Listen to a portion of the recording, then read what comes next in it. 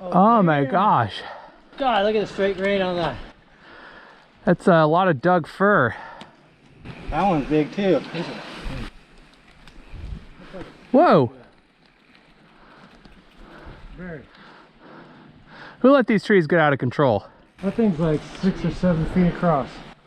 Starting at Timpanogos Lake at around 5,200 feet of elevation, the Middle Fork West Trail descends 1,800 feet over about 6 miles along the Middle Fork of the Willamette River. It's kind of a long drive from Oakridge to get here, but I still think it's fair to refer to it as an Oakridge Trail. The beginning of this ride starts out moderately duffy and only slightly hemmed in by huckleberries, which is not so bad really, especially in late summer, early fall. From the beginning, the Middle Fork Trail is a meander through some pretty gnarly looking woods. On the Gifford-Pinchot scale, this is definitely GP level 1.0 riding, meaning it's on parity with the Gifford-Pinchot in levels of awesomeness, stoke backcountryness, and just overall gnarliness. After an initial half mile of flattishness, flat section by the lake, you'll descend onto a bench cut into a moderately steep hillside. This bench is just barely starting to erode away, but it's really just a preview of things to come. There'll be some tight switchbacks and some big old trees, again, just a preview of the fun to come. As you rip through some pretty woods on more duffy tread, flanked by yet more huckleberries until arriving at this creek crossing, which is technically not a creek crossing. This right here is the Middle Fork of the Willamette River, up where it's just small enough to cross by hopping across these strategically placed boulders. Yes, this right here is very near the headwaters of the mighty Willamette River. Kind of makes you want to hop across it a couple more times just to say you did. The character of the trail changes pretty dramatically after this crossing as the trail descends 300 feet and a little under a half mile over a series of 8 switchbacks. Suddenly, you're no longer riding through huckleberries but rhododendron instead as the bench starts to degrade a little bit. Some of these switchbacks might be too tight to ride depending on how skilled you are and how raked out your bike is. Riding down this section feels a little bit like mountain bike ballet on point. It's more challenging than it looks, especially as sections of the bench are mostly eroded away, and there are extremely narrow places where there are obstructions both in the middle of the tread and along the edges that add to the overall adventure of this section. I may or may not have been whistling Swan Lake to myself the whole way down. This section feels remote and raw, and that's the major attraction to the rest of this trail. It's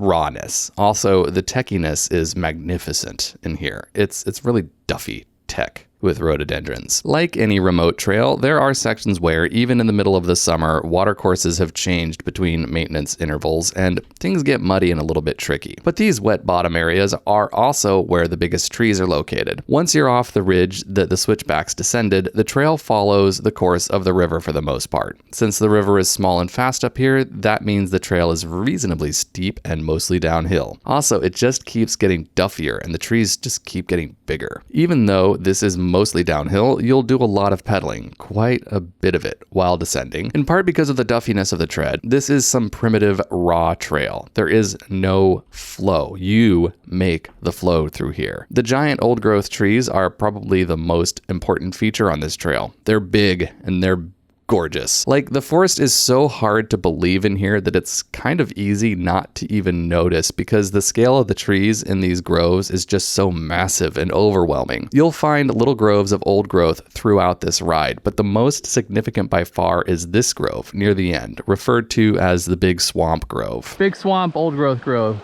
Oh, cool. Shortly after the Big Swamp Grove, the trail crosses the now slightly mightier Willamette River again on this pretty neat looking bridge. It's neat to watch as the river gets progressively larger while descending the slopes of the Cascades. From the bridge, the trail continues for another relatively flat mile where you'll lose 134 feet and definitely need to generate your own flow until you finally arrive at the place where the trail crosses Forest Service Road 2153. That's it.